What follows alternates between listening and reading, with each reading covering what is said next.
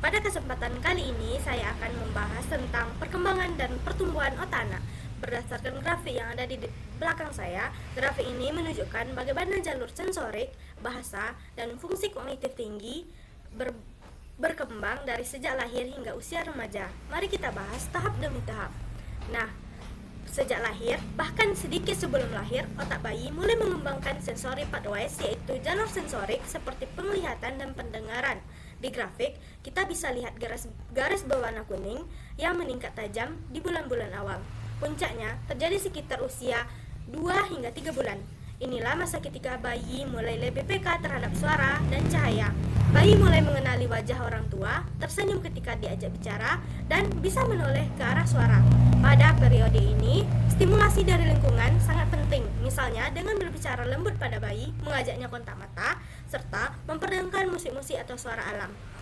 Nah, selanjutnya, mari kita lihat garis yang berwarna biru mewakili perkembangan bahasa.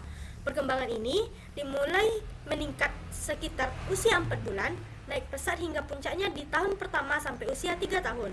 Di periode ini merupakan periode emas bagi anak untuk menyerap bahasa. Bayi boleh mengoceh, meniru bunyi, lalu mengucapkan kata pertama. Di usia 2 hingga 3 tahun, anak biasanya sudah bisa merangkai kalimat sederhana. Orang tua dan guru berperan penting dalam memberikan stimulasi, membacakan buku cerita, mengajak anak bercerita, serta mendengarkan anak ketika ia berusaha menyampaikan sesuatu adalah kunci agar kemampuan bahasa berkembang optimal. Nah, sekarang mari kita pindah ke garis berwarna merah, yaitu higher cognitive function atau fungsi kognitif tingkat tinggi. Perkembangan ini lebih lambat dibanding sensorik dan bahasa, tapi berlangsung lebih lama. Mulai meningkat dari tahun pertama mencapai puncak sekitar usia 5 hingga 6 tahun, lalu perlahan menurun hingga usia remaja. Fungsi kognitif tinggi mencakup kemampuan berpikir kritis, memecahkan masalah, mengendalikan emosi, serta membuat keputusan. Anak usia prasekolah mulai bisa memahami aturan sederhana, bermain peran, bahkan mulai menunjukkan kemampuan bersosialisasi. Di usia sekolah dasar, kemampuan ini semakin kompleks, misalkan dengan belajar matematika, memahami hubungan sebab akibat, dan membentuk konsep abstrak. Nah, dari grafik ini, kita bisa belajar satu hal penting. Tahun-tahun awal kehidupan adalah periode emas atau golden age perkembangan otak anak. Jalur sensorik berkembang pesat di tahun pertama, bahasa memuncak hingga usia 3 tahun, dan fungsi kognitif tinggi berkembang hingga usia sekolah dasar. Itulah mengapa stimulasi dini sangat penting dan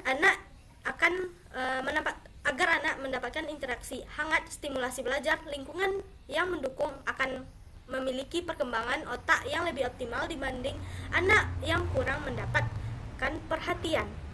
Jadi, untuk mendukung perkembangan anak, orang tua dan pendidik sebaiknya memberikan stimulasi sesuai tahap perkembangan, mulai dari berbicara dan bernyanyi sejak bayi, membacakan buku sejak usia dini, memberikan permainan edukatif, hingga membimbing anak berpikir kritis di usia sekolah.